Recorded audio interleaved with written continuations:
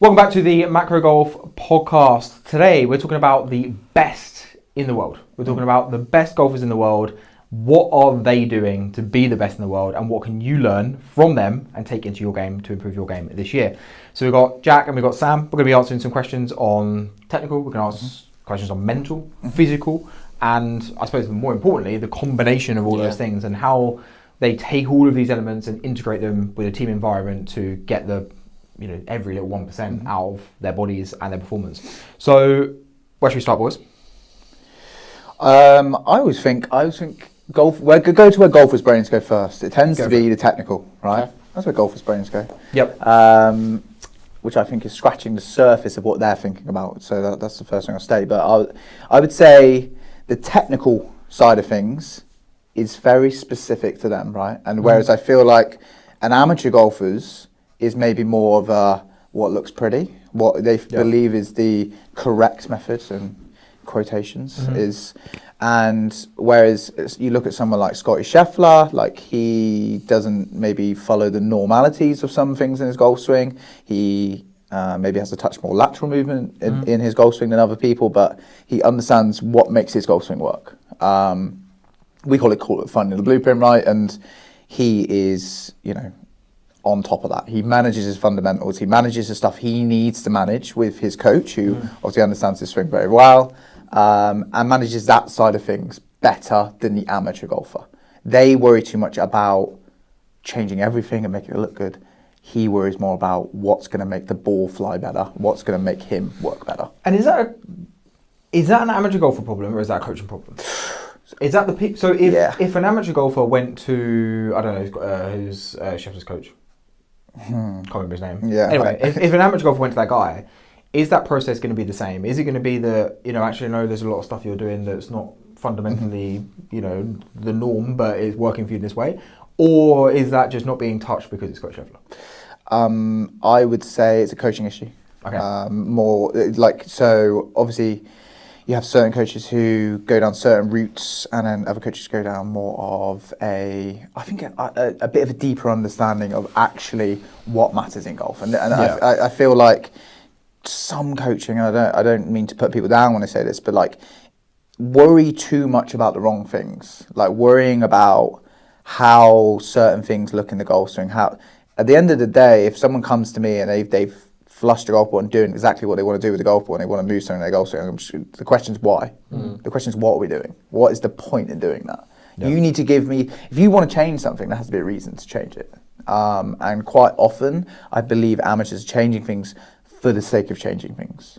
That's what I find a lot. It's like, I don't like that it's long at the top of the swing.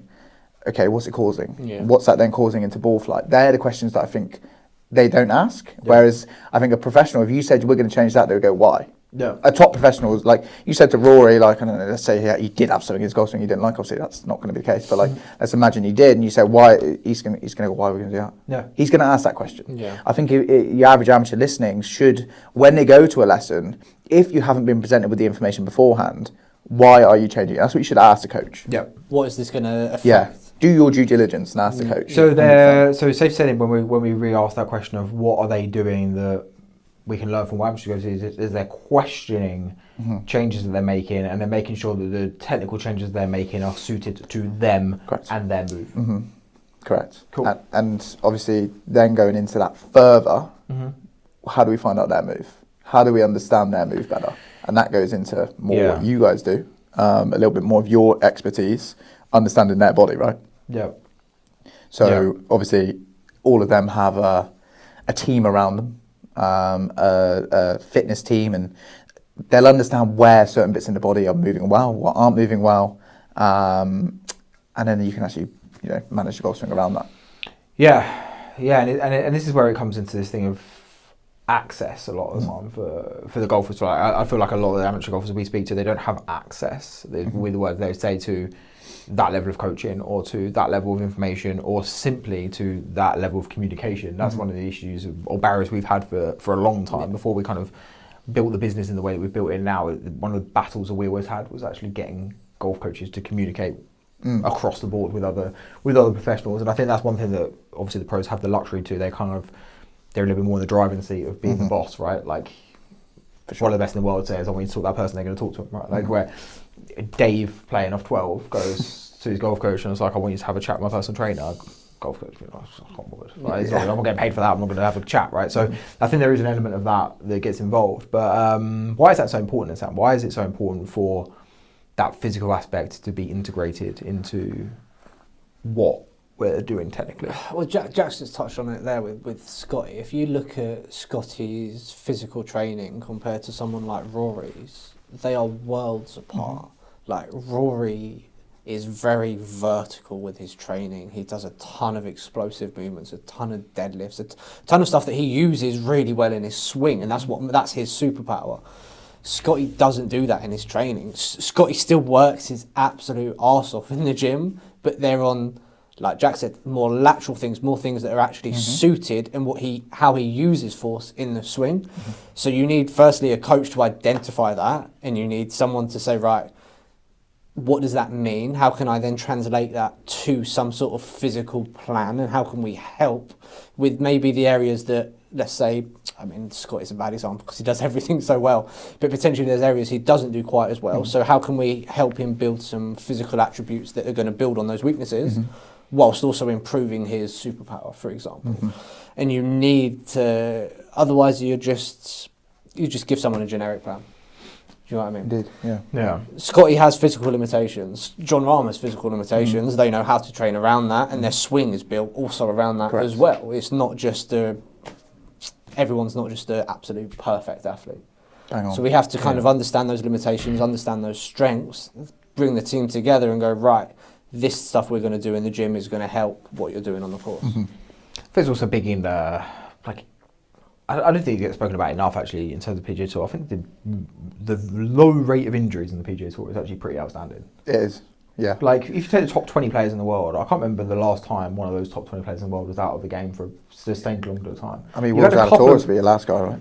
I guess. Yeah, Was he even top 20? I don't know, maybe. Might He was a great player at the time, You're yeah. probably thinking back to people yeah. that have then had chronic issues, like Jason Day, for example, chronic issues. But like, you take top 20 players in the world right now, you know, these guys are playing week in, week out. Travelling all around the world. Playing week in, week out. Yeah. And they're still able to perform at that same level constantly. And I think that really is a contributing factor to the fact that they're training around what they're doing, the workload of the number of practice. Like, I think also they're just a bit more sensible now with how they practice, which I think we'll probably move on to next.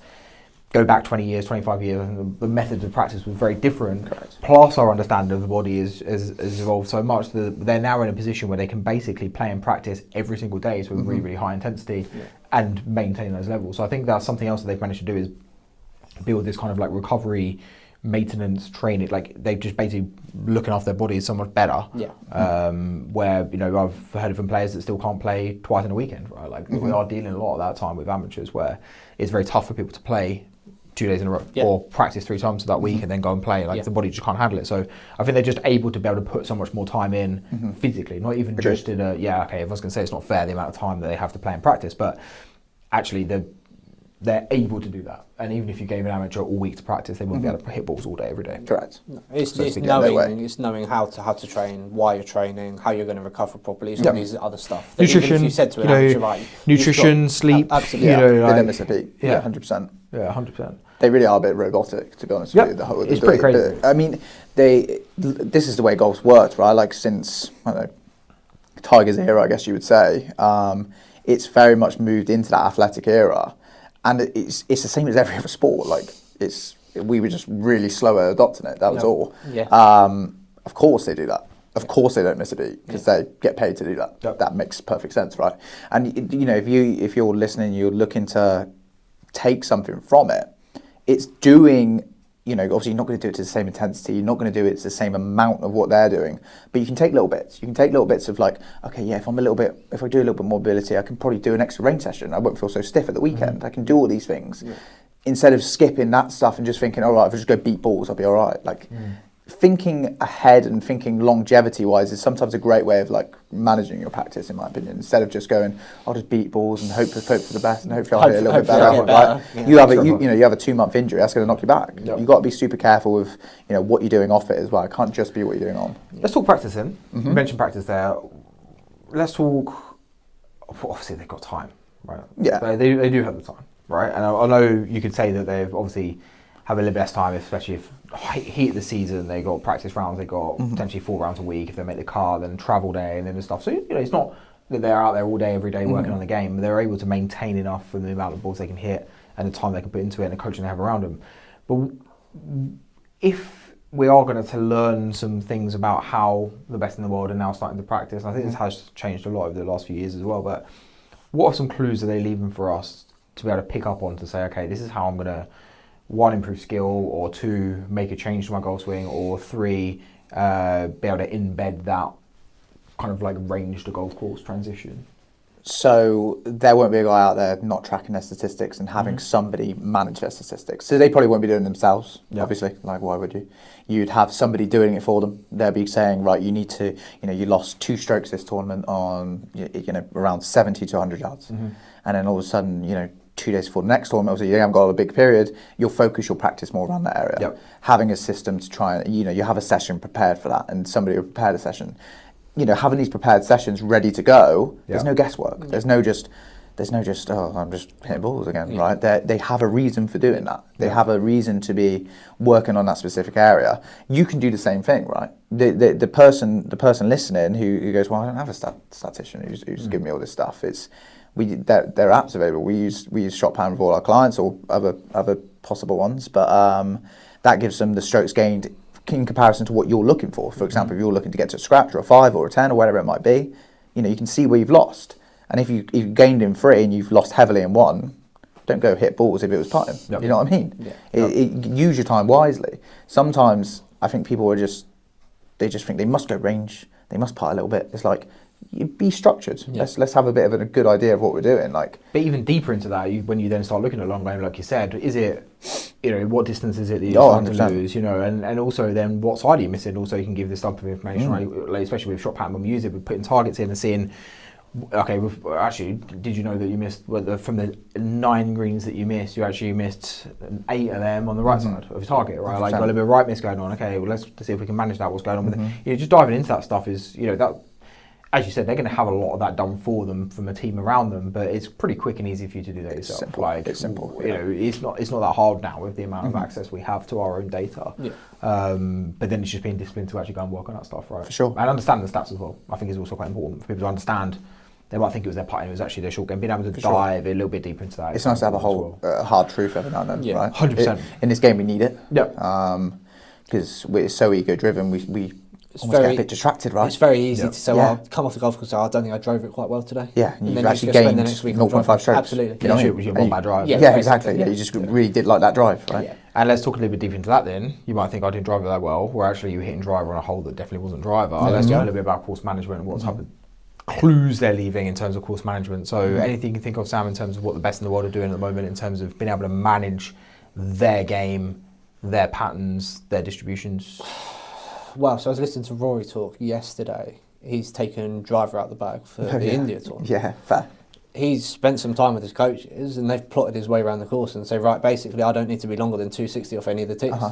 So let's actually, before we even step on the course, let's manage some sort of strategy. Let's practice for that and go, right, this is what I'm going to hit off this tee. This is going to be my target. What's going to be the most strokes gained if that's my target? Well, actually, I might lose 0.3 of a shot if I hit 3 wood off the back. So I think as long as I put 5 wood, basically. Yeah, he in going on for that, he obviously has seen it, what would happen if I hit driver on this hole, right? And it's like, wow, it's I'm assuming for him it's probably a 75-yard gap or something like that. I don't know how much that's probably what his caddy or whoever helps him with that sort of stuff works off. And to be honest, if you've seen that golf course, there probably isn't a 75-yard gap on that golf course. I wouldn't have thought. There probably isn't a single one. So for him, there goes, well, what am I gaining? It's too high of a chance of me knocking a ball with a train of rubbish, right? So it's just not worth it. Statistically, it's not worth it. I think he will gain more knocking it back a little bit, actually hitting 3 on off tee, and it'll be all good, right? So it's super easy when you pre-plan and you do all this stuff beforehand. Again, they're all doing that. They all know exactly what they're doing before they get on. They all know where the misses are. They all know, you shouldn't be in driver there. It's only 60 yards wide. That's not wide enough from hazard to hazard. Can't hit that. It's just not wide enough.